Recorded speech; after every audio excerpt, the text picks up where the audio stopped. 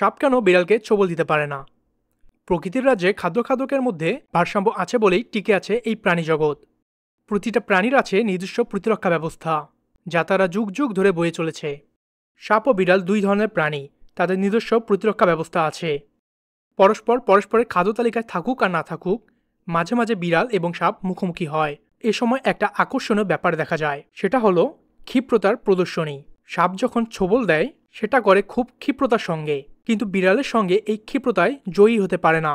বিড়াল খুবই চটপটে এবং দ্রুত গতিসম্পন্ন। বিড়াল সাপ দেখলে খুব দ্রুত প্রতিক্রিয়া দেখায় এবং সাপের আক্রমণ থেকে নিজেকে রক্ষা করতে সক্ষম হয়। বিড়ালের দ্রুত প্রতিক্রিয়া এবং তৎপরতা তাকে সাপের ছোবল থেকে নিরাপদ রাখে। সাপ যে গতিতে ছোবল দেয়, বিড়ালের রিফ্লেকশন ক্ষমতা তার চেয়ে বেশি। শুধু তাই নয়, এই সময়ের মধ্যে সাপের মুখে পাল্টা চর বসিয়ে দিতে পারে বিড়াল। বিড়াল আসলে প্রাকৃতিকভাবে শিকারী প্রাণী।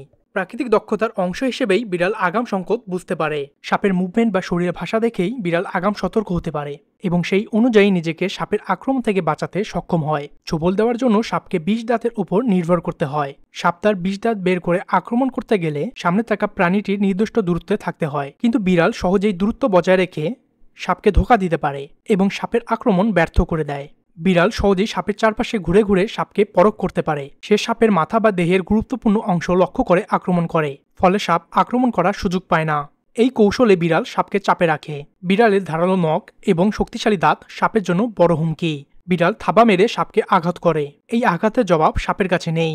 বিড়ালের ঘ্রাণ শক্তিও খুব প্রখর, এটা তাকে বিপদের আশঙ্কা সম্পর্কে সচেতন করে তোলে। সাপের উপস্থিতি টের পেলেই বিড়াল দ্রুত তার অবস্থান পরিবর্তন করে এবং নিরাপদ দূরত্ব বজায় রাখে। এতে সাপ বিড়ালকে সহজে আক্রমণ করতে পারে না। বিড়াল কখনো সাপকে সরাসরি আক্রমণ করে না, বরং কৌশলে ধীরে ধীরে সাপকে বিভ্রান্ত করে এবং একটি সুবিধাজনক সময়ে আক্রমণ করে। এই সময় সাপ চমকে যায় ও ভড়কে যায়। প্রকৃতিতে সাপ ও বিড়াল একে অপরের প্রতি স্বাভাবিকভাবেই দূরত্ব বজায় রেখে চলে।